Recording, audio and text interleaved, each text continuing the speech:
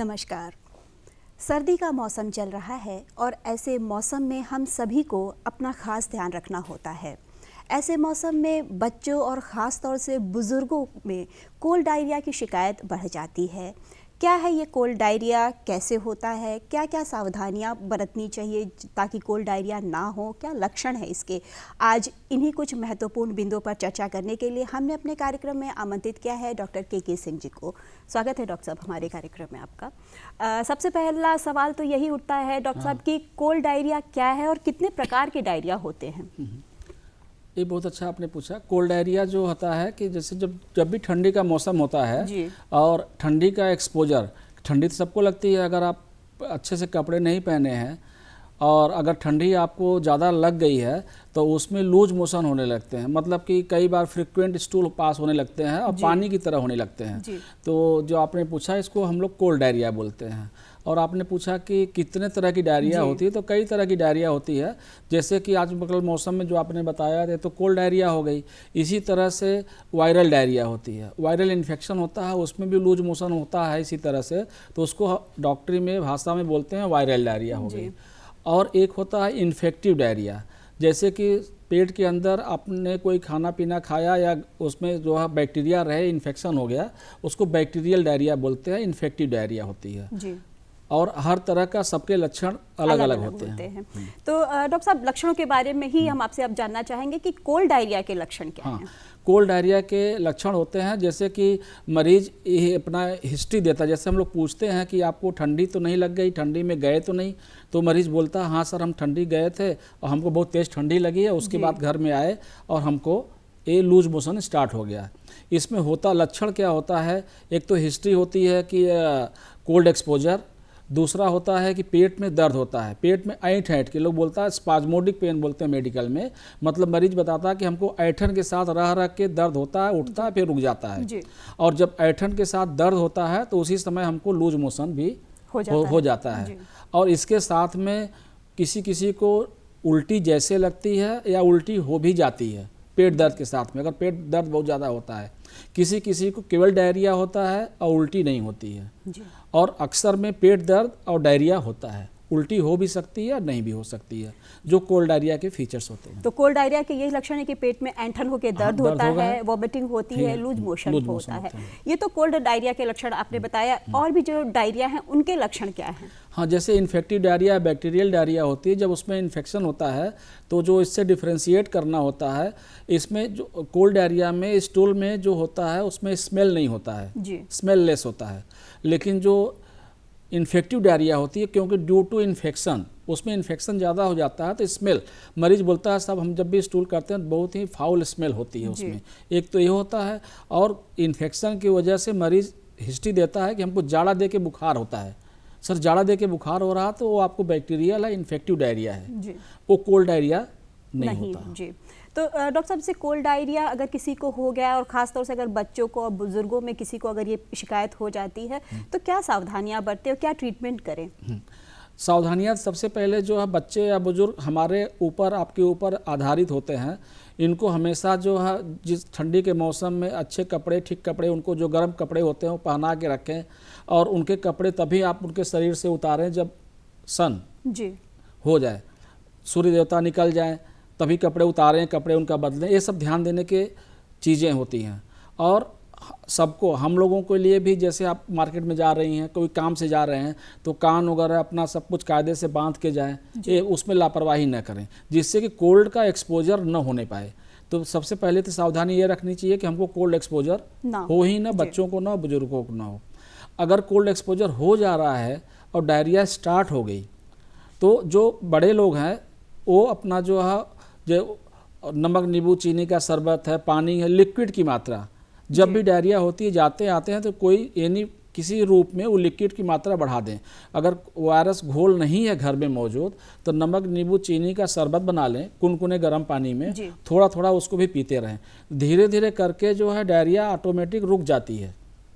लेकिन जैसे बच्चे हो गए, बुजुर्ग हो गए, तो उसमें जो है सावधानी ज़्यादा बरतने की ज़रूरत है, क्योंकि बच्चों और बुजुर्गों में जो है तुरंत जो है डायरिया की वजह से डिहाइड्रेशन हो जाता है, वो उतना ले भी नहीं पाते हैं। इम्यूनिटी पावर उनके में बेसिकली हमारे आप से कम होती है।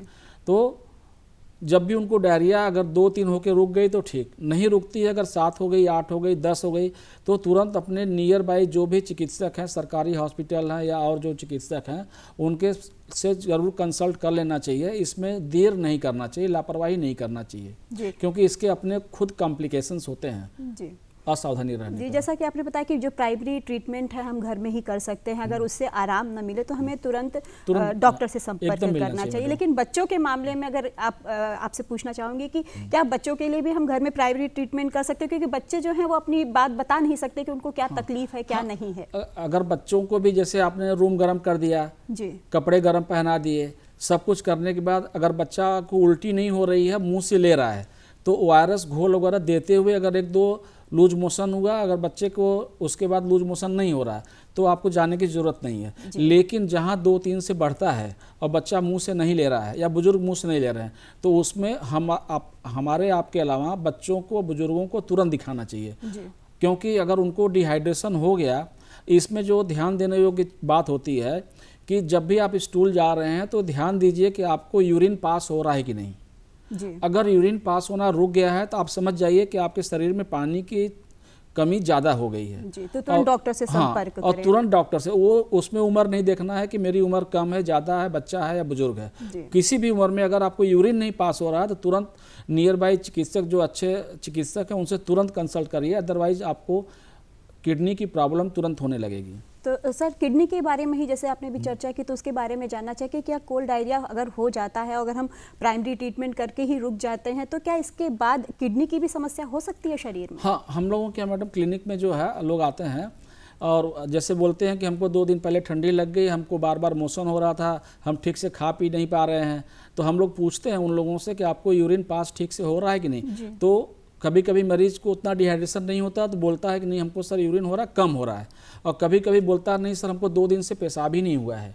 तो होता क्या है कि उसमें जब 2 दिन से किसी को पेशाब नहीं होगा तो उसको हम लोग मेडिकल में बोलते हैं रीनल शट डाउन। मतलब किडनी जो है शट डाउन हो गई है, किडनी को पानी मिला ही नहीं, सारे पानी जो है आपको लूज मोशन के द्वारा निकल गए, तो पानी किडनी को सर्कुलेशन में गया ही नहीं, तो किडनी ने काम करना बंद कर दी और यूरिन फॉर्मेशन ही नहीं हुआ। तो जिसको 2 दिन 24 घंटे तक यूरिन नहीं पास होगा तो रीनल शट डाउन हो जाएगा।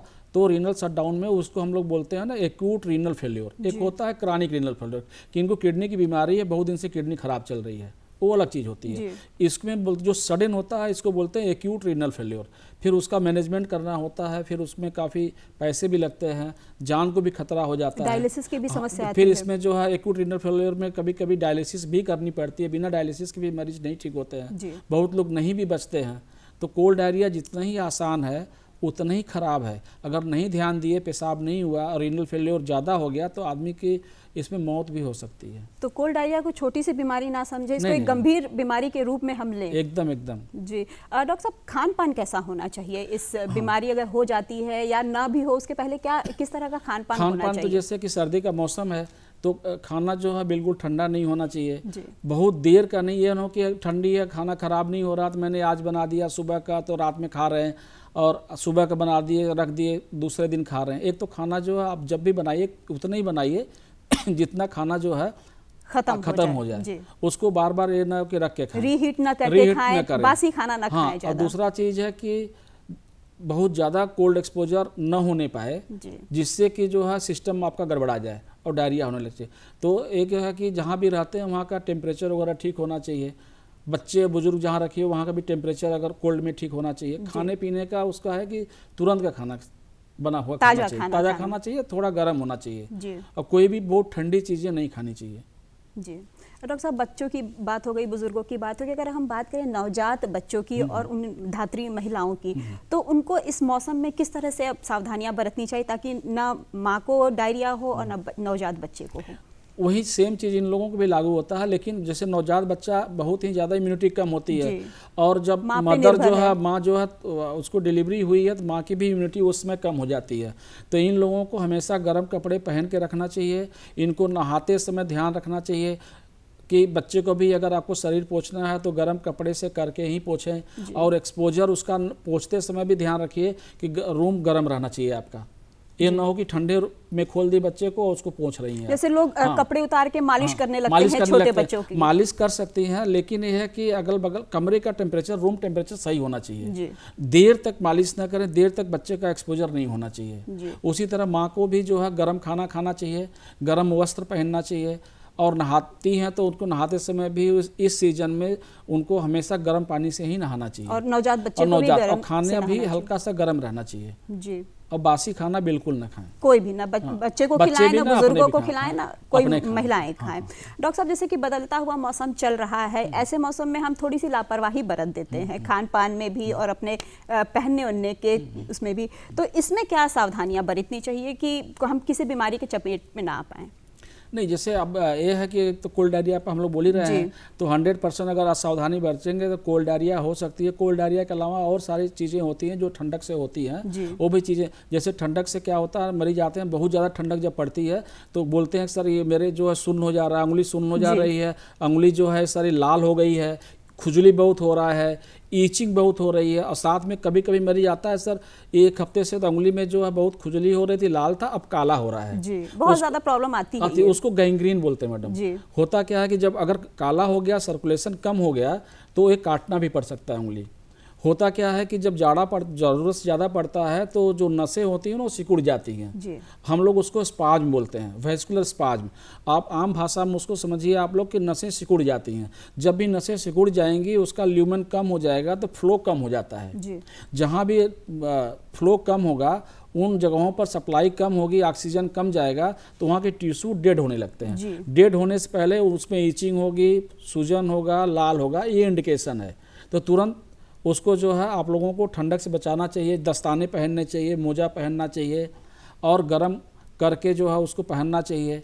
अगर ईचिंग हो ही गई है, ये सब हो रहा है, तो उसमें जैसे कि थोड़ा सरसों का तेल घर में रहता है, उसको हल्का सा गर्म करके लगा करके आप गर्म कपड़े पहन लीजिए, तो इसका बचाव है। उसके बाद भी ईचिंग नहीं ख़त्म हो रही है और ज़्यादा दर्द होने लगा तो नियर बाई किसी भी चिकित्सक से जरूर मिलकर सलाह ले लीजिए कि वो काला न होने पाए, गैंग्रीन का रूप होने से पहले वो ठीक हो, उसका बचाव हम कर सके। तो डॉक्टर साहब यही कह सकते हैं हम अपने दर्शकों को कि अगर कोल्ड डायरिया से बचना है तो एहतियात बरतें, खान पान में भी एहतियात बरतें और जो अपने आसपास का वातावरण है उसको भी साफ और स्वच्छ रखें ताकि हम इस बीमारी से अपने आप को और अपने बच्चों को भी बचा सकें। डॉक्टर साहब अपना कीमती समय निकाल कर हमारे दर्शकों को अपनी इतनी अच्छी जानकारी दी, इसके लिए आपका धन्यवाद।